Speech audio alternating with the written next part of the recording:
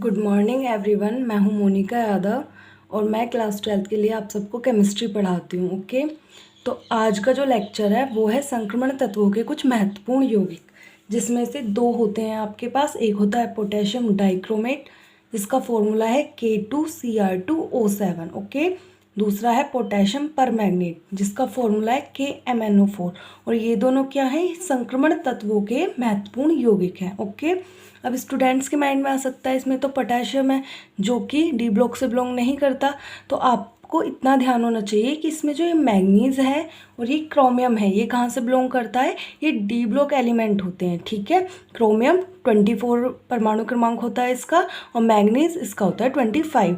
Okay बच्चा, तो इसका मतलब ये पोटेशियम तो है, यानी इनके साथ इंक्लूड है भाई, वो यौगिक बना रहा है ना। तो मैग्नीज क्रोमियम अकेले तो बनाएंगे नहीं यौगिक, है ना, इनको दूसरे तत्वों की जरूरत पड़ेगी, तो वो दूसरे तत्व की फॉर्म में है पोटेशियम। ठीक है, पोटेशियम एस ब्लॉक एलिमेंट होता है। जो मैग्नीज है इसकी वजह से संक्रमण तत्वों का यौगिक है।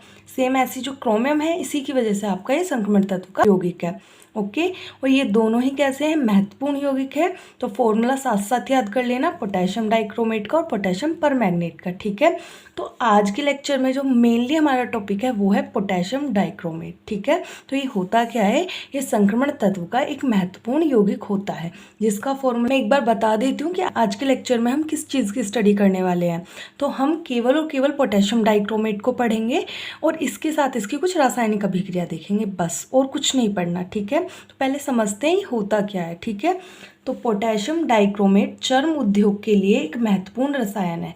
ये जो आपका रसायन है जिसका नाम है पोटेशियम डाइक्रोमेट, ये चर्म उद्योग के लिए बड़ा महत्वपूर्ण है। अब ये क्या होता है चर्म उद्योग? चर्म का अर्थ होता है चमड़ा। चमड़ा समझते हो? तो वो जो चमड़े के जो उद्योग होते हैं उनके लिए एक महत्वपूर्ण रसायन है। ठीक है, इसका उपयोग कई एजो यौगिकों को बनाने में ऑक्सीकारक के रूप में किया जाता है। कुछ एजो कंपाउंड्स जो होते हैं उनको अगर बनाया जाएगा तो आपको इसके हेल्प की ज़रूरत पड़ेगी। ठीक है, अब है नेक्स्ट हेडिंग आपकी विरचन। तो विरचन का अर्थ होता है बच्चा बनाने की विधि, अर्थात पोटेशियम डाइक्रोमेट को कैसे कैसे आप बना सकते हो। ओके, तो समझते हैं इसको कैसे कैसे बनाया जाता है। डाइक्रोमेट को सामान्यतः क्रोमेट से बनाया जाता है। देखो नाम क्या है, पोटेशियम डाइक्रोमेट। ठीक है, वो ऊपर चला गया है थोड़ा। ठीक है, तो पोटेशियम डाइक्रोमेट है नाम। तो डाइक्रोमेट पोटेशियम तो इजीली हम ला सकते हैं। ठीक है, तो हमें पहले क्या चाहिए? डाइक्रोमेट चाहिए। ठीक है, और इसको कैसे बनाया जाएगा? इसको क्रोमेट से बनाया जा सकता है। ध्यान रखना, आप यहाँ पर इस चैप्टर में ज़्यादातर आयनिक रिएक्शन पढ़ोगे। ठीक है, तो इसलिए बच्चा पोटेशियम बहुत ईजीली आ जाएगा, आपको केवल डाइक्रोमेट बनाना है। ठीक है, तो डाइक्रोमेट को किससे बना सकते हैं? हम क्रोमेट से बना सकते हैं। ठीक है, क्रोमाइट अयस्क को, जो क्रोमाइट अयस्क होता है, क्या होता है, कैसा होता है, ये सारी बातें भी कर लेंगे। आप शॉर्ट वीडियो ज़रूर देखा करें, उसमें मैं और भी बहुत सारी जानकारी दे देती हूँ। ठीक है, तो क्रोमाइट अयस्क का मैंने यहाँ पे फॉर्मूला ही इंक्लूड किया है। ओके, तो क्रोमाइट अयस्क को जब वायु की उपस्थिति में सोडियम या पोटेशियम कार्बोनेट के साथ संगलित किया जाता है तो क्रोमेट प्राप्त होता है। ओके, तो क्रोमेट कैसे प्राप्त कर सकते हो आप? जब क्रोमाइट अयस्क को वायु की उपस्थिति में, क्रोमाइट अयस्क होता है उसको आप वायु की प्रेजेंस में सोडियम या फिर पोटेशियम कार्बोनेट, ठीक है, सोडियम कार्बोनेट मतलब Na2CO3 और पोटेशियम कार्बोनेट मतलब KCO3, ठीक है बच्चा, सॉरी K2CO3। ओके, तो सोडियम कार्बोनेट Na2CO3 और पोटेशियम कार्बोनेट K2CO3 के साथ संगलित किया जाएगा तो क्रोमेट आपको प्राप्त होगा। ठीक है, हमें इसके डायरेक्ट बाद रिएक्शन पढ़नी होती है, बट यहाँ पे मैंने कुछ चीज़ों को इंक्लूड करा है। ठीक है, तो ये मैंने डायरेक्ट इसके नीचे लिखा हुआ है, आप साइड में लिख लेना, आप कहीं भी चैप्टर के स्टार्टिंग में लिख लेना, जैसे आपको अच्छा लगे, या जहाँ से मैंने आज का टॉपिक स्टार्ट किया है उससे पहले लिख लेना। ठीक है, इसके नीचे मत लिखना। ओके, तो इसमें मैंने 2-3 फॉर्मूलों को इंक्लूड किया है, जिनको आप मैंने जैसे लिखा है वैसे उतार लो और साथ ही याद कर लो। ठीक है, क्योंकि अगर आपको ये तीनों याद हो गए ना तो टॉपिक बहुत ही ईजी हो जाएगा, आपको कोई रिएक्शन करने में प्रॉब्लम नहीं आएगी। ठीक है बच्चा, तो क्रोमाइट अयस्क जिसको हमने वायु की उपस्थिति में किसके साथ गर्म किया था? सोडियम और पोटेशियम कार्बोनेट के साथ संगलित किया था, तो हमें क्या प्राप्त हो जाएगा? क्रोमेट। ठीक है, तो ये फर्स्ट पार्ट है, अभी क्रोमेट प्राप्त होगा और हमें चाहिए क्या? डाइक्रोमेट। ठीक है, और क्रोमेट को किससे प्राप्त कर रहे हैं? क्रोमाइट अयस्क से। ठीक है, तो इन सब चीज़ों के फॉर्मूले तो लर्न होने चाहिए, तभी तो हम रिएक्शन कर पाएंगे। रिएक्शन समझ रहे हो? Chemical reaction with chemical formulas. ठीक है, तो ये क्रोमाइट अयस्क है जिसका फॉर्मूला होता है FeCr2O4। Okay, FeCr2O4। Fe means iron होता है, Cr मतलब क्रोमियम, O4 ऑक्सीजन, ठीक है। नेक्स्ट है आपका क्रोमेट आयन, जिनकी आगे इन दो फॉर्मूलों की बहुत ज़्यादा नीड पड़ने वाली है, तो आप इनको याद कर लेना। क्रोमेट आयन क्या होता है, CrO4 और इसकी वैलेंसी कितनी होती है 2-, ठीक है बच्चा। नेक्स्ट है डाइक्रोमेट आयन, Cr2O7 2-। तो ये बहुत ही ईजी है। देखो बच्चा, आयन होता है ना, तो आयन का अर्थ है उसके ऊपर या तो धन आयन हो या ऋण आयन हो, तो आपको ध्यान रखना है क्रोमेट और डाइक्रोमेट कैसे होते हैं, ऋणायन होते हैं, वो भी 2 इलेक्ट्रॉन एक्स्ट्रा लेके, ठीक है। ऋणायन तभी बनता है तब इलेक्ट्रॉन एक्स्ट्रा आ जाते हैं, ओके। तो यहाँ पर ध्यान रखना है 2- होता है दोनों के पास, बस अंतर है थोड़ा सा, क्रोमेट में CrO4 है और डाइक्रोमेट में है Cr2O7, ओके। तो चलते हैं अपने विरचन पर ही। अब डायरेक्ट विरचन के बाद यहाँ से होता है के बाद क्या आएगा, आपका रिएक्शन आएगा, ठीक है। तो ये वही रिएक्शन है जो भी आपने थ्योरी में पढ़ी थी। क्या पढ़ा था थ्योरी में आपने पढ़ा था जो एक क्रोमाइट अयस्क होता है, यहाँ पे चाहो तो आप लिख लेना, क्या लिखोगे, क्रोमाइट अयस्क। तो ये आपका क्रोमाइट अयस्क है और वायु की उपस्थिति में किसके साथ रिएक्शन होती है आपकी, या तो सोडियम कार्बोनेट ले लीजिए या फिर ले लीजिए आप पोटेशियम कार्बोनेट, ठीक है। बात तो एक ही है। तो हमने क्या लिया है यहाँ पे, सोडियम कार्बोनेट लिया है। और किसकी, क्रोमाइट अयस्क की वायु की उपस्थिति में जब हम सोडियम कार्बोनेट से रिएक्शन करते हैं तो क्या मिलता है, यही तो पढ़ा था, तो हमें क्या मिल जाता है, क्रोमेट मिल जाता है, ठीक है बच्चा। तो यहाँ पे आपको देखो क्या मिलेगा, आपने सोडियम लिया है ना, तो आपको जो क्रोमेट मिलेगा वो सोडियम का मिलेगा, ठीक है। तो आपको सोडियम का क्रोमेट मिलेगा, यानी कि सोडियम क्रोमेट, ओके। तो ये है आपका सोडियम क्रोमेट Na2CrO4, ओके। तो ये आपका सोडियम का क्रोमेट है। कैसे पता चलेगा ये सोडियम क्रोमेट है, ये बच्चा ऐसे पता चलेगा, ये CrO4 मैंने अभी लिखवाया था ना, CrO4 ये कहाँ पे आता है, ये क्रोमेट आयन होता है, ओके। अब बच्चों के मन में डाउट्स हो सकता है, मैम आपने तो CrO4 2- लिखवाया था, है ना, यहाँ पे तो 2- है ही नहीं, तो बेटा ये आयन नहीं है। CrO4 क्या आपका आयन नहीं है, ये क्या है, पूरा यौगिक बन गया। तो यौगिक बनने में क्या होता है, जो इलेक्ट्रॉन्स होते हैं उनका आदान प्रदान होता है, राइट। जैसे आप जानते हो सोडियम क्या करता है, एक इलेक्ट्रॉन को देता है ना। तो यहाँ पे पता है 2 क्यों आया है, क्योंकि CrO4 क्या बोलता है, मुझे 2 इलेक्ट्रॉन दोगे तो मैं तुम्हारे साथ यौगिक बनाऊंगा, अदरवाइज नहीं बनाऊंगा। तो ये 2 इलेक्ट्रॉन के लिए यहाँ पे 2 लगा देता है और उनको इन्हें दे देता है। किसी भी यौगिक में क्या होगा, जितना कोई देता है ना उतना ही लेने वाला होना चाहिए, तभी वो यौगिक बनता है, ओके बच्चा। नेक्स्ट है आपका Fe2O3, ठीक है। ये क्या है, Fe2O3 फेरिक ऑक्साइड, और 8 हैं कार्बन डाइऑक्साइड के अणु, ठीक है। अब बच्चे कहेंगे मैम इसको आप हमें बैलेंस करना सिखाइए। तो बच्चा बैलेंस करना बहुत ही आसान होता है, मैंने रिएक्शंस बैलेंस करना सिखाई हैं। 10th क्लास का एक लेक्चर मेरे चैनल में है, तो आप वहाँ से सीख सकते हैं। मैं आपको एक बात और सजेस्ट करूँ, आप लोगों में से बहुत सारे बच्चे ऐसे होंगे जिनको काफ़ी अच्छे से रिएक्शन बैलेंस करनी आती होंगी, ठीक है। लेकिन बेटा जैसे आपको दिख रहा है ना, बड़े बड़े इसमें क्या है, नंबर्स का यूज़ हुआ है, तो मैं एडवाइस आपको ये दूंगी कि आप इनको डायरेक्ट लर्न कर लो, यानी कि जब रिएक्शन लर्न करो ना तो साथ में इनको भी याद कर लो। इससे क्या रहेगा, एग्जाम में आपका टाइम बचेगा, ठीक है। तो इस तरीके से जितनी भी आपको बड़ी रिएक्शन आगे मिलती हैं जिसमें बैलेंस करने की थोड़ा टाइम लगेगा, वो टाइम टेकिंग है, कर लोगे आप, ज़्यादा बड़ी बात नहीं है ऐसे करने में, बट टाइम लेगी है ना, कई बार गलत होगी उसके बाद जा करके सही होगी। तो जो ऐसी चीज़ें हैं ना उनको आप लर्न कर लीजिए, ठीक है। तो इसको मैं ये सजेस्ट करूँगी आप लर्न कर लीजिए, ओके। सोडियम क्रोमेट क्या होता है, Na2CrO4, कोई दिक्कत तो नहीं है ना, कि पीले विलयन को, इसका जो रंग होता है ना बच्चा वो पीला होता है, कैसा होता है, येलो कलर होता है, ठीक है। इसको छानकर उसे H2SO4 द्वारा अम्लीय बना लिया जाता है। फिर पता है क्या किया जाता है, जब आपने ये वाली रिएक्शन करा दी तो आपको इसका विलयन मिला, तो इसको छान लिया जाता है, ये कैसे कलर का होता है, येलो कलर का होता है। और फिर क्या किया जाता है, इसको H2SO4 के साथ रिएक्शन कराया जाता है, तो ये अम्लीय बन जाएगा, क्योंकि H2SO4 क्या है, अम्लीय है, ठीक है। तो जिससे नारंगी सोडियम डाइक्रोमेट को क्रिस्टलीकृत कर लिया जाता है। जब आप H2SO4 के साथ इसकी रिएक्शन कराते हो सोडियम क्रोमेट की, तो आपको यहाँ से डायरेक्टली सोडियम डाइक्रोमेट प्राप्त हो जाता है, ठीक है। तो क्या रिएक्शन होगी, आप किसके साथ करा रहे हो, H2SO4 के साथ करा रहे हो ना, तो आपको केवल अम्ल वाले पार्ट की जरूरत है, और अम्ल क्या होते हैं, H+ अम्ल होते हैं और OH क्षार होते हैं, ठीक है ना। आप चाहो तो यहाँ पे H2SO4 भी लिख सकते हो, ठीक है, उसमें कोई दिक्कत नहीं है, क्योंकि हमने क्या लिया, H2SO4। जो H2SO4 वाली होती है और H+ प्लस वाली है ना बच्चे, आयन देख के डर जाते हैं हम कैसे करेंगे, बिल्कुल सिंपल होती है, आप बिल्कुल इजीली कर लोगे, बस मेरी बात ध्यान से सुनना। देखो यहाँ पे क्या है, ये आपका है सोडियम क्रोमेट, ठीक है, और आपने पढ़ लिया है कि H2SO4 से जैसे ही इसकी रिएक्शन कराई जाएगी तो आपको क्या मिल जाएगा, आपको मिल जाएगा सोडियम डाइक्रोमेट, ठीक है। तो आप मान लीजिए यहाँ पर अभी के लिए H2SO4 ही है, ओके, ऐसा मानिए H2SO4 है, कोई दिक्कत नहीं होगी, ठीक है। अब जैसे ही वो H2SO4 इसके साथ रिएक्शन करता है तो इसका तो बनना निश्चित है, ये तो बनेगा ही, लेकिन इसके बाद जो यहाँ पे Na+ आया है ना बच्चा, इसकी जगह आपको चीज़ें डिफरेंट मिलेंगी, ठीक है। H2O भी ऐसा ही रहेगा, जो Na है ना इसके प्लेस पर आपका आ जाएगा Na2SO4, ठीक है। वो क्यों आएगा, क्योंकि आपने यहाँ पे H2SO4 लिया है, तो वो SO4 ना इसके साथ रिएक्ट करेगा तो क्या बना लेगा, Na2SO4। आपने खूब देखा होगा Na2SO4, ठीक है।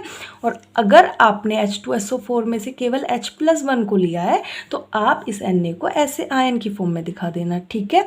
अब आपकी मर्जी है, आप चाहे ऐसे लिख के आओ आयन की फॉर्म में, या आपका जे इसको H की जगह H2SO4 लो, ठीक है। H2SO4 लोगे, यहाँ पे लिख देना Na2SO4, और अगर आपको H लेना है तो आप 2Na लिख सकते हो सिंपली, ठीक है, आपकी मर्जी है। अगर आपको वो रिएक्शन चाहिए तो आप मुझे कमेंट कर देना। सोडियम डाइक्रोमेट की विलेयता पोटेशियम डाइक्रोमेट से अधिक होती है। ये जो सोडियम डाइक्रोमेट होता है ना, ये मतलब ज़्यादा घुलता है, ठीक है। जो सोडियम डाइक्रोमेट है ये ज़्यादा घुलता है पोटेशियम डाइक्रोमेट से, ठीक है। इसलिए सोडियम डाइक्रोमेट के विलयन में KCl डालकर पोटेशियम डाइक्रोमेट प्राप्त कर लिया जाता है। हमारा क्वेश्चन क्या था, हम किसको बना रहे थे, हम बना रहे थे पोटेशियम डाइक्रोमेट को। तो हमें क्या मिल गया, डाइक्रोमेट तो मिल गया, बट किसका है, वो सोडियम का है। तो आप जानते हो जब भी कोई चीज़ में सोडियम है ना, पोटेशियम के लिए पोटेशियम का यौगिक ले लीजिए, वो सोडियम को रिप्लेस कर देता है। तो सेम हमने यही किया है यहाँ पर। ये आपने Na2Cr2O7 लिया, जिसका नाम क्या है आपका बच्चा, सोडियम डाइक्रोमेट। अब इसकी किसके साथ कराओगे आप, KCl के साथ कराओगे, तो सिंपली इस K को बस यहाँ अटैच कर देना, K2Cr2O7, और NaCl अलग हो जाएगा, ठीक है। तो आपको रिएक्शन समझ में आई होंगी। एक बार मैं फिर से बता देती हूँ। जो पोटेशियम डाइक्रोमेट है उसको बनाने के लिए आपको क्या करना पड़ेगा, जब क्रोमाइट एस को आपने वायु की उपस्थिति में सोडियम कार्बोनेट या पोटेशियम कार्बोनेट के साथ संगलित किया तो आपको वहाँ से क्या मिल जाएगा बच्चा, वहाँ से मिलेगा आपको क्रोमेट, ठीक है। वो क्रोमेट किसका होगा, सोडियम का, क्योंकि आपने सोडियम कार्बोनेट लिया था। अब उस क्रोमेट को क्या करो, H2SO4 के साथ रिएक्शन करो तो आपको डाइक्रोमेट मिलेगा, और क्योंकि आपने सोडियम लिया था तो इसलिए अब उसको हमें पोटेशियम में कन्वर्ट करना है, तो आप सिंपल KCl ले लीजिए और आपको क्या मिल जाएगा, पोटेशियम डाइक्रोमेट, जिसका कलर कैसा होता है, नारंगी, ठीक है। नेक्स्ट पॉइंट है आपका, जलीय विलयन में क्रोमेट तथा डाइक्रोमेट का अंतरा रूपांतरण होता है। जो जलीय विलयन होता है ना, जलीय विलयन समझते हो, जल में घुला हुआ, ठीक है। तो उसमें जो क्रोमेट होता है वो डाइक्रोमेट में, और जो डाइक्रोमेट होता है वो क्रोमेट में चेंज हो सकते हैं, ठीक है बच्चा। जो विलयन के pH पर निर्भर करता है, और ये निर्भर किस पे करेगा, विलयन के pH पर। क्रोमेट तथा डाइक्रोमेट में क्रोमियम की ऑक्सीकरण संख्या समान होती है। तो आपका चाहे क्रोमेट हो चाहे आपका डाइक्रोमेट हो, इस पॉइंट को ध्यान रखना है, दोनों में क्रोमियम की ऑक्सीकरण अवस्था कैसी होंगी, समान होंगी, ठीक है। कुछ बच्चों को समझ में नहीं आया होगा कि ऑक्सीकरण अवस्था क्या होती है, तो बच्चा अगर मैं ऐसे बताऊंगी ना वीडियो बहुत लेंथी हो जाता है, थोड़ा सा चलो बता देती हूँ, फिर मुझे रहता है कि बच्चों के मन में डाउट्स होंगे, ठीक है।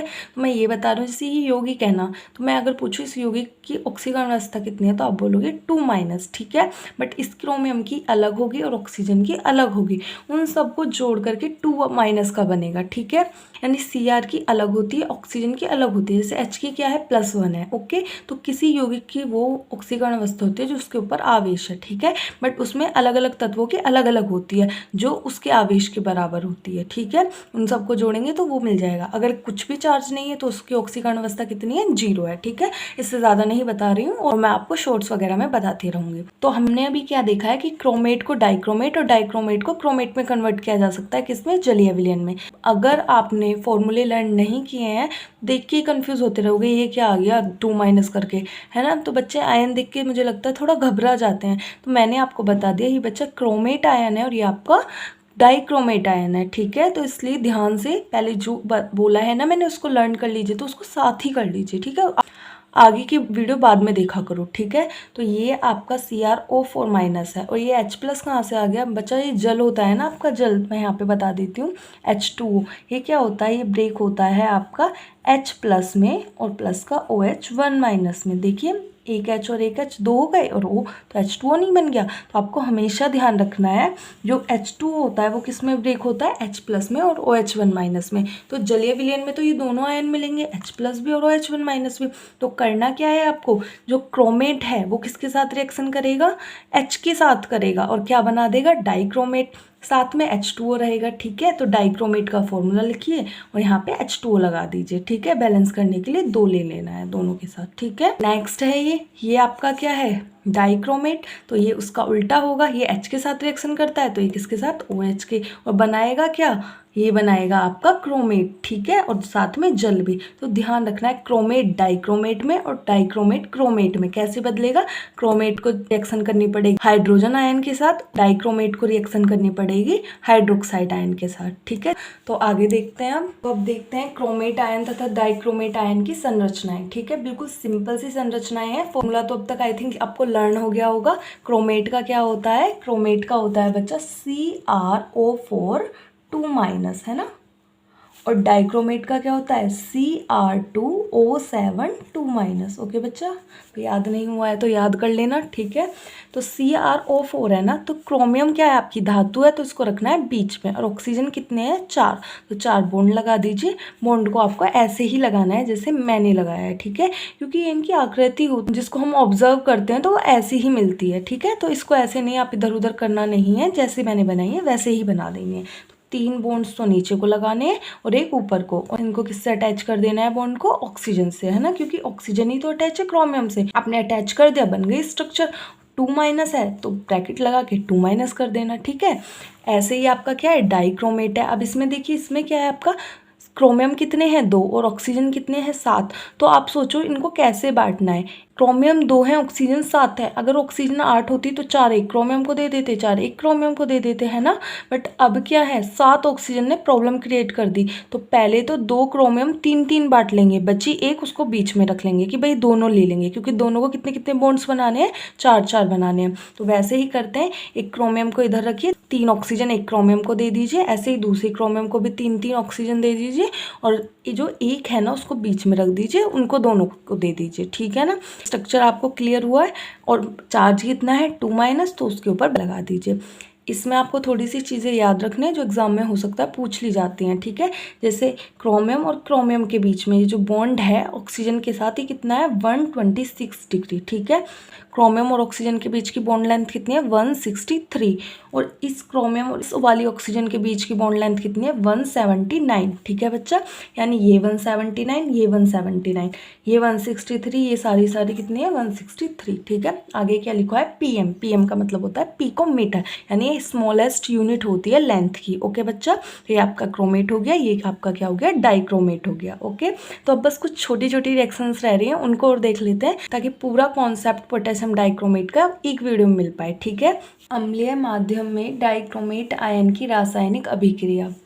तो अब हम क्या पढ़ेंगे इसमें, अम्लीय माध्यम में। अम्लीय माध्यम से मतलब क्या होता है, H+ से, ठीक है। अगर बोले क्षारीय माध्यम तो रिएक्शन करानी है OH- से, और अम्लीय माध्यम बोलेगा तो H+ से, ओके बच्चा, याद रखना है आपको। तो अम्लीय माध्यम में डाइक्रोमेट आयन, डाइक्रोमेट आयन तो आप लोग जानते हो ना किसको बोलते हैं, डाइक्रोमेट मतलब Cr2O7 2-, ओके। इस पूरे को क्या बोला जाता है, आपका डाइक्रोमेट आयन की रासायनिक अभिक्रिया। तो अब हम क्या पढ़ेंगे, डाइक्रोमेट की अम्लीय माध्यम में रासायनिक अभिक्रिया। तो ये आपका डाइक्रोमेट हो गया, ये आपका क्या हो गया, अम्लीय माध्यम होगा।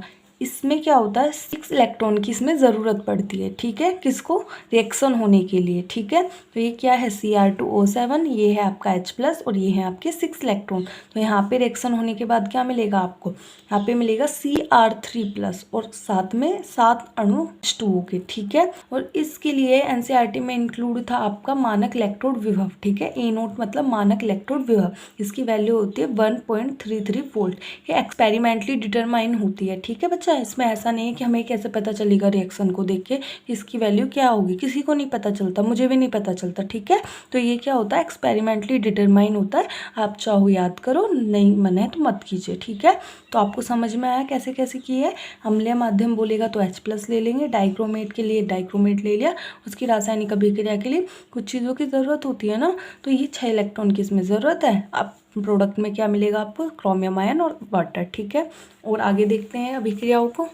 अम्लीय पोटेशियम डाइक्रोमेट, आयोडाइड का ऑक्सीकरण आयोडीन में। जो अम्लीय पोटेशियम डाइक्रोमेट होगा वो आयोडाइड का ऑक्सीकरण आयोडीन में, यानी ये क्या करता है, ये ऑक्सीकरण करता है। जो अम्लीय पोटेशियम डाइक्रोमेट है ना बच्चा, ये ऑक्सीकरण करता है।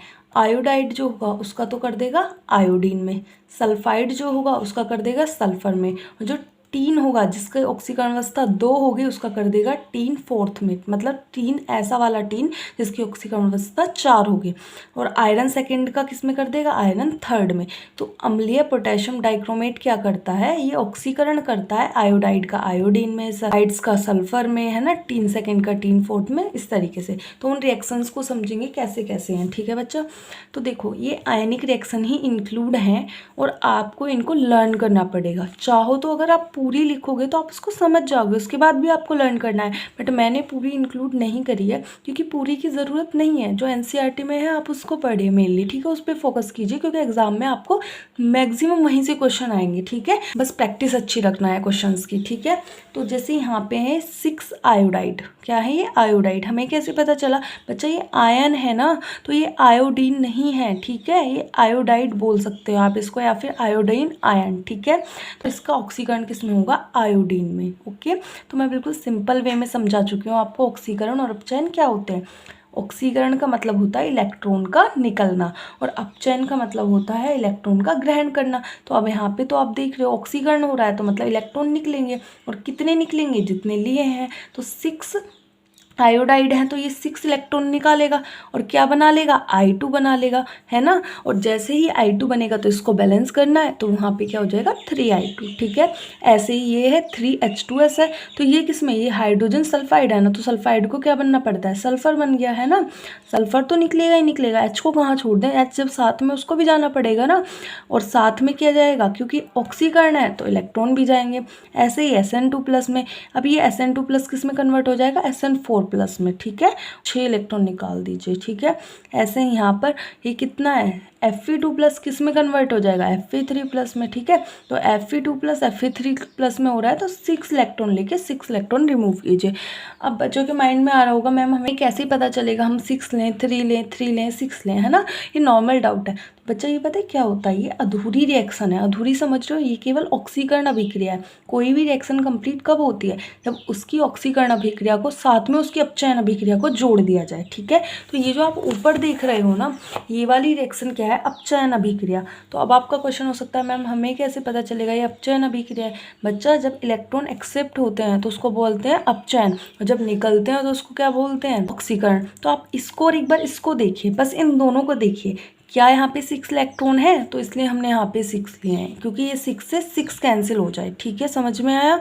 जैसे ही 6 से 6 कैंसिल होगा तो हम इन दोनों को जोड़ के लिख सकते हैं, और जब जोड़ के लिखेंगे तो वो हमें कंप्लीट रिएक्शन मिल जाएगा। सेम सभी में आप ऐसे कर सकते हो, ठीक है। तो ये इसके हिसाब से इन सबको लिया गया है, ठीक है, हमेशा ऐसे ही लेना है क्योंकि क्रोमियम की अवस्था के हिसाब से चीज़ें ली जाएंगी। तो इसलिए यहाँ पे 6 इलेक्ट्रॉन ही लिए थे। एक पॉइंट और है, उसको और देखिए वो क्या है, संपूर्ण आयनिक अभिक्रिया को K2Cr2O7, समझ गए हो ना, ये क्या है, फॉर्मूला देख के घबराना नहीं है, पोटेशियम डाइक्रोमेट है। तो की ऑक्सीकरण अर्ध अभिक्रिया तथा अपचायकों की अपचयन अर्ध अभिक्रिया को जोड़कर प्राप्त किया जा सकता है। तो ये कह रहे हैं संपूर्ण जो आयनिक अभिक्रिया को ना, इसकी ऑक्सीकरण अभिक्रिया को और अपचयन अभिक्रिया को जोड़ लीजिए और प्राप्त कर लीजिए। वही तो मैंने अभी पीछे बताया है, क्या बताया था, ऑक्सीकरण अर्ध अभिक्रिया और अपचयन अर्ध अभिक्रिया को जोड़ के आपको नेट रिएक्शन मिलती है। तो देखो वही किया गया है, ये क्या है, Cr2O7 14H+, है ना। तो इसको कौन सी वाली के साथ जोड़ा गया है, यहाँ पे देखिए इसके साथ जोड़ा गया है। अब आप बोलोगे दीदी इसके 6 इलेक्ट्रॉन कहाँ गए, तो 6 इलेक्ट्रॉन इस वाले 6 इलेक्ट्रॉन से कैंसिल हो गए। मैंने ये चीज़ें 3rd चैप्टर में बहुत अच्छे से समझाई है, बच्चों को डाउट हो कमेंट कर देना, शॉर्ट में बता दूंगी, ठीक है। तो यहाँ पे ये इलेक्ट्रॉन और ये इलेक्ट्रॉन कैंसिल हो जाएंगे, ये भी तो अभिकारक है तो इसको जोड़ दोगे और उत्पाद में इस वाले को भी जोड़ दोगे। वही चीज़ आपको यहाँ देखने को मिली है, 14H+ के साथ इलेक्ट्रॉन गायब तो Fe2+ आ गया क्योंकि अभिकारक था, और यहाँ पे उत्पाद की फॉर्म में भी आपका क्या आ जाएगा, फिर भी Fe3+ आएगा क्योंकि वो नीचे वाली रिएक्शन में क्या था, उत्पाद था। तो आज के लेक्चर में इतना ही है, ठीक है। नेक्स्ट लेक्चर में हम पोटेशियम परमैंगनेट को करेंगे और आपका सिलेबस भी हो जाएगा, ठीक है, उस चीज़ की टेंशन मत लीजिए। एग्जाम के पॉइंट ऑफ व्यू से भी क्वेश्चन क्वेश्चंस बताए जाएंगे, मतलब हर तरीके से आपकी हेल्प की जाएगी, मुझे जो लगेगा कि एग्ज़ाम के लिए इंपॉर्टेंट है, ठीक है, तो वो बताया जाएगा। चैप्टर भी मैं ऐसा नहीं है कुछ इंपॉर्टेंट चीज़ें ही करा रही हूँ, कंप्लीट कराती हूँ, जितना भी सिलेबस में है वो सारा कराती हूँ, ठीक है। तो अगर आपको वीडियो पसंद आया करें तो लाइक कर दीजिए, शेयर कीजिए और कमेंट कीजिए आपको वीडियो कैसा लगता है, ठीक है। चैनल पे नए हैं तो सब्सक्राइब कर लेना और बेल आइकन को प्रेस कर लेना ताकि आने वाले वीडियो के नोटिफिकेशंस आपको मिल जाए, ठीक है।